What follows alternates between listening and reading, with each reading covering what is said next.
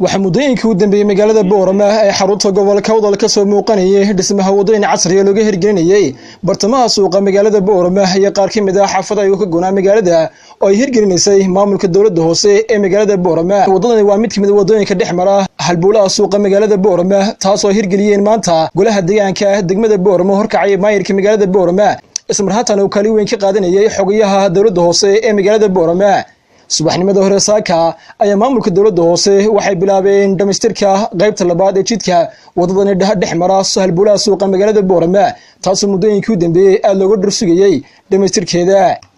dhankooda waxay ugu soo dhaweeyay dhismaha wadadani maanta laga hirgeliyay magaalada Borama qaar ka mid ah haldoorka magaalada Borama oo ka mid ahaayeen gudoomiyaha hay'adda Amud Foundation Abduhaab Cige Axmed iyo General Ashrar waxana sidoo kale iyaguna halkaas ka hadlay qaar ka mid ah ku dhaqan xaafadani oo sidaas la mid iyaguna wadada soo dhaweeyay dhamaatood waxa hadaladoodii ka mid ahaa maanta waxaan marakanahay oo aan taaganahay jidkii wadnaha Borama oo runtii lagu shubayo daamurkii oo laami laga dhigayo runtii waa horumar qiimo leh oo u soo kordhay bulshada reer Borama iyadoo taasina aan gacan ka siinayno magaalada wadooyin badan baa xiran wadooyinkaasi in gacan lagu siiyo maamulka degmada in dadku ay u huraan naftooda in wadooyinka la furo ani si gaar ah sharaf igu tahay halkan oo banaan kubadda ku ciyaaraynay oo aan guryahaasi iyo waxaan inay jirin oo banaan tahay ayaan kubadda ku ciyaari jirnay ama si aan ku seerariyan jirnay markaan yarayn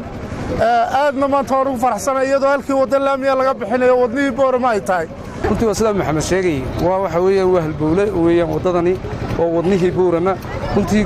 maayaradii meesha soo maray ee degmada soo maray kii ugu wax qabadka badnaa hadda imika jooga mayrane runtii waan aqoonsanahay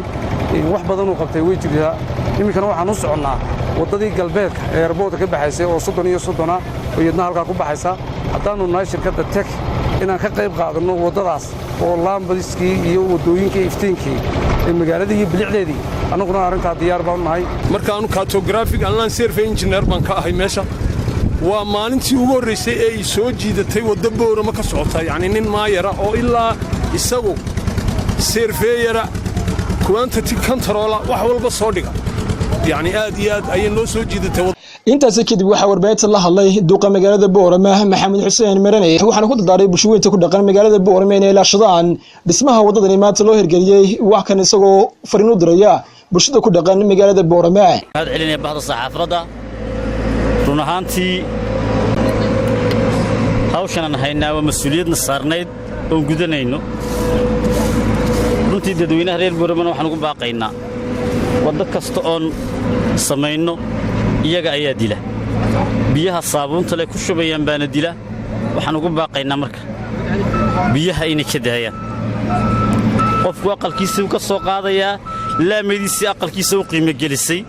ee ummaddu maraysay ayuu ku shubaya nabiguna in dariiqa wax la dhigaad ka qaada ayuu nafaray iimaankina ka mid ah siga sabaatay dhamastirka qaybta labaad ee jidka mid ka mid ah wadooyinka halbowlaha dhexmara suuqa magaalada Borama ayaa qayb ka noqonaysa dhismaha wadooyinka casriga ee maalmihii ugu dambeeyay ka soo muuqanayay magaalada Borama Mustafa Caraale